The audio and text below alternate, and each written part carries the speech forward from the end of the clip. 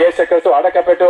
അവൻ മരിക്കുമ്പോൾ നമ്മുടെ പാപത്തിന്റെ ചങ്ങലയിൽ അടക്കപ്പെട്ട സാത്താന്റെ അധികാരങ്ങളെ തകർത്ത് കളഞ്ഞ് വാഴ്ചകളെയും അധികാരികളെയും സർവായുധ വർഗം വയ്പ്പിച്ച് അവന്റെ മേൽ ജയോത്സവം കൊണ്ടാടി. ആ മരണത്തിന്മേൽ അവൻ സാത്താന്റെ മേൽ ജയോത്സവം കൊണ്ടാടിയിരിക്കുന്നു. അവൻ അടക്കപ്പെട്ടുവെങ്കിലും ദൈവമോ മരണപാശങ്ങളെ അഴിച്ചിട്ട് അവനെ 3-ാം ദിവസം ഉയർത്തെഴുന്നേൽപ്പിച്ചത് വഴി അതേ പ്രിയപ്പെട്ടത് വിജയഗോപാൽ എന്ന പേരോടുകൂടിയവനും ഹിന്ദു മതവിശ്വാസത്തിന്റെ മാനസാന്തരപ്പെട്ട് യേശുക്രിസ്തുവിനെ കടന്നു വന്നവനും റാന്നി സ്വദേശിയുമായിരിക്കുന്ന വിജയഗോപാൽ എന്ന പേരോടുകൂടി ഞാൻ പ്രസംഗിക്കുന്ന ഈ യേശുക്രിസ്തു ആരാണ്? അവൻ ലോകത്തെ ജയിച്ചവൻ, മരണത്തെ ജയിച്ചവൻ, സാത്താനെ തകർത്ത് കളഞ്ഞവൻ. അവൻ ഭൂമിയുടെ ഏകാധിപതിയായിട്ട് മടങ്ങി വരുന്നു. എന്റെ പ്രിയപ്പെട്ട ദേശമേ, യേശുക്രിസ്തു ഭൂമിയുടെ ഏകാധിപതിയായിട്ട് മടങ്ങി വരുന്നു. അവന്റെ മുമ്പിൽ നിൽപ്പാൻ ഒരു ശക്തിക്കും കഴിയത്തില്ല. അവന്റെ മുമ്പിൽ നിൽപ്പാൻ ഒരു പ്രഭുക്കന്മാർക്കും കഴിയത്തില്ല. അവന്റെ മുമ്പിൽ നിൽപ്പാൻ ഒരു രാജാക്കന്മാർക്കും കഴിയത്തില്ല.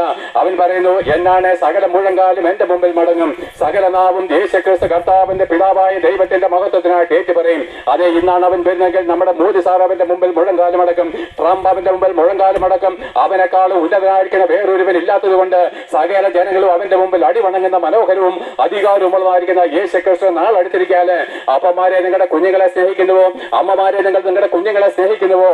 അങ്ങനെ വേണമെങ്കിൽ ആ യേശുക്രിസ്തു വരുമ്പോൾ അവന്റെ മുമ്പിൽ ധൈര്യത്തോടെ നിൽക്കേണ്ടതിന് അവൻ സകല ജാതി മതസ്ഥരോടും വിശേഷാൽ ക്രിസ്തീയ മതവിശ്വാസികളോടും പള്ളിയിലച്ചനും തിരുമേനിമാരും ഉൾപ്പെടെയുള്ള എല്ലാ പുരോഹിത വർഗത്തോടും കൽപ്പിക്കുന്നു, മാനസാന്തരപ്പെടണം.